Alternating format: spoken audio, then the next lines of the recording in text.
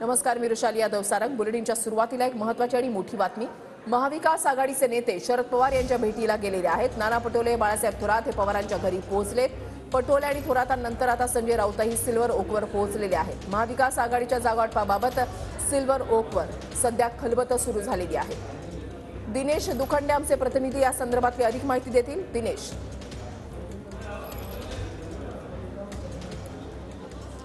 आगामी लोकसभा निवडणुकीसाठी महाविकास आघाडीचं जागा वाटप अंतिम टप्प्यात आहे।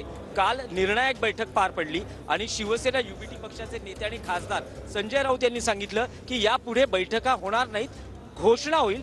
उद्धव ठाकरे, शरद पवार आणि काँग्रेसचे केंद्रीय नेते यांच्या उपस्थितीत महाविकास आघाडीच्या जागा वाटपाची घोषणा होईल, कारण महाविकास आघाडीचं जागा वाटप पूर्ण झालेलं आहे। त्यामुळे आता प्रतीक्षा आहे की हे जागा वाटप अधिकृतरित्या कधी घोषित होतं। पण आता शरद पवार यांच्या सिल्वर ओक या निवासस्थानी जी बैठक सुरू आहे ती या जागा वाटपासंदर्भातच आहे आणि त्यात महत्त्वाचा मुद्दा वंचित बहुजन आघाडीचं नेमकं काय करायचं याबद्दल प्रामुख्याने चर्चा आहे। काल वंचित बहुजन आघाडीनं त्यांचा प्रस्ताव महाविकास आघाडीकडे सादर केलेला आहे, ज्यात 27 जागांचा हा प्रस्ताव आहे। 27 जागांवर आम्ही गेल्या काही वर्षांमध्ये तयारी केलेली आहे आणि त्यातल्या काही जागांसाठी आम्ही आग्रही आहोत असं वंचितनं सांगितलेलं आहे। तसंच 15 ओबीसी उमेदवार असावेत, 3 मुस्लिम उमेदवार असावेत, जरांगे पाटील यांना सर्वमान्य उमेदवार घोषित करावं, अशा काही अटी वंचितनं ठेवलेल्या आहेत। तर वंचितच्या बाबतीत काय स्टँड घ्यायचा आणि त्यांना कोणत्या जागा सोडता येऊ शकतात ज्या त्यांनी प्रस्तावात दिलेल्या आहेत, त्यापैकी अकोला ही तर हमखास वंचितसाठी जागा आहे।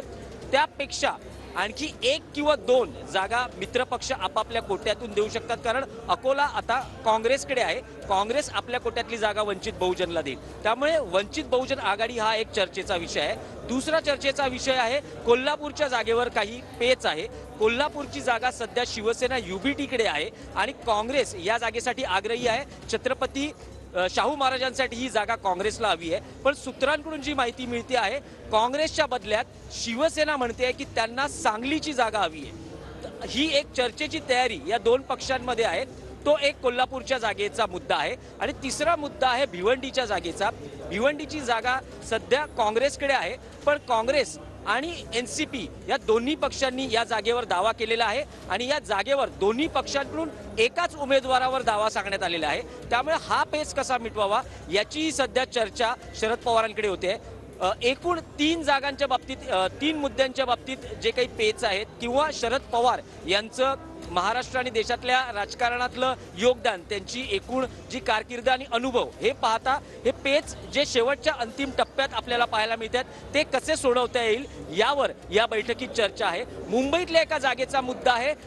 मुंबईमध्ये जे जागा वाटप आहेत त्यात ईशान्य मुंबई सध्या शिवसेना युबीटी पक्षाकडे आहे, पण काँग्रेस उत्तर मध्य लढवण्यास काँग्रेसची तयारी आहे आणि आणखी एक जागा काँग्रेसला हवी आहे। त्यात ईशान्य मुंबई ही काँग्रेसला सोडली जाऊ शकते, त्यावर शिवसेनेची चर्चेची तयारी आहे। वंचितला कदाचित ही जागा दिली जाऊ शकते अशी चर्चेची तयारी आहे। त्यामुळे हे जे शेवटच्या टप्प्यातले काही छोटे मुद्दे आहेत जे कळीचे मुद्दे ठरू नयेत किंवा कोणता वाद विनाकारण वाढू नये यासाठी शरद पवार यांचा सल्ला महाविकास आघाडीचे नेते घेताना आपल्याला पाहायला मिळतात। चर्चेत बैठकीत ही चर्चा होते असं सूत्रांकडून कळतंय। नक्कीच धन्यवाद दिनेश दिलेल्या या सविस्तर माहितीसाठी।